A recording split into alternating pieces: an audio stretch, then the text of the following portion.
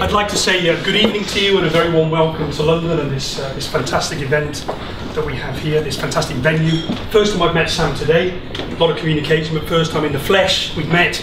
Calagione is one of the most famous brewers in the US, so what an introduction. Sam, if you'd like to just introduce yourself in a Sure, thank you, Carl, and thank you to the whole Wells team and all your hospitality in putting this together. And I'd say the view's perfect. When in Rome, you're supposed to have fog looking at the London skyline, so I'm here representing Dogfish.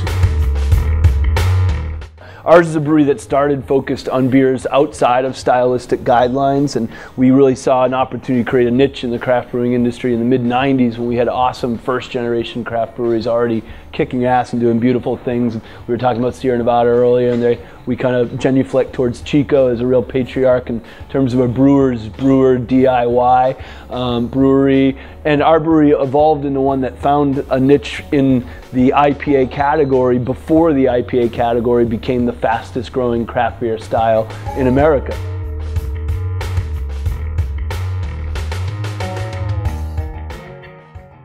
We went through a shakeout period, American craft brewing renaissance, in the late 90s when supply for craft beer got a little bit higher than demand. But in that era, the first wave of good craft beer, the notability of it was driven more by the media, and maybe this is a fad, and it wasn't really driven by consumer pull. And the difference with right now, yes, there's a finite number of tap handles and shelf space, and yes, it can't sustain 1.5 new breweries every day. But the difference now is we believe, because consumer demand is really driving it, indie craft beer market share in the US, we predict to get to 20% by barrelage and 25 by dollars by the year 2020.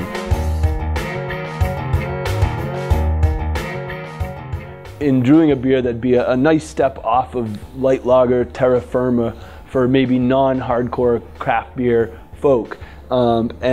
And we were really proud to take that step, but the reaction we got was nice little step, guys, but we'd like to see a little bit of a bolder step. Come on.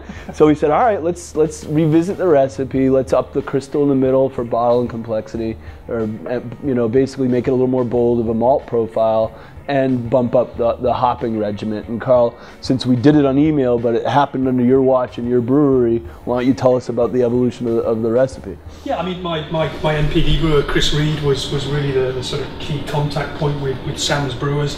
And it was just over time, what are the taste comments coming back? What are people looking for? Have we gone too far? Have we held back a bit? And just tweaking the recipe, sending the samples over to Sam and his brewers, and just getting that feedback and that evolution. And that's where we've arrived at today. So I think we've arrived in a good place. IBUs a bit, but not ABV at all. So bumped up both bittering hops, Galaxy, and the end hop, which is a Simcoe for aromatics, which is contributing some of that fruitiness. To give the project some diversity, what we did on the other side is we worked with Wells to understand their grain purveyors, and we bought from them, and also we took their yeast. So our version of sort of the old world DNA is brewed with the old world yeast. We do our version just in cask over there. Hammer did a lot to keep it vibrant here, preceding the US craft beer movement. Whereas the US from the industrial era on only knew the craft beer revolution that started in the 80s. We didn't have a vibrant cask culture. So doing this project for me was also an opportunity to celebrate cask beer culture, and that's a beautiful thing. So it's wonderful to be doing that with a brewery that's known for its cask tradition. It's happening now. Basically what they're calling session IPAs, and there's some great ones out there. Founders All Day IPA, I think it is, and our friends at Ballast Point brought some to Italy last week, and Sierra does like a nooner to have your beer at lunch. So it's wonderful to see, but for us, we do session beers at Dogfish, but we feel like if we do a beer called 90 Minute as our Imperial IPA, and we do a beer called 120 Minute, which is, I believe, the world's strongest IPA that's naturally fermented without cold distilling, it ranges between 15 and 18% ABV, then 60 Minute is our session IPA by default. Oh, not the same ones unless I'm traveling. unless I'm traveling. I do change them or at least put them inside out. But he was hoping that answer that question would get him socks instead of another hat.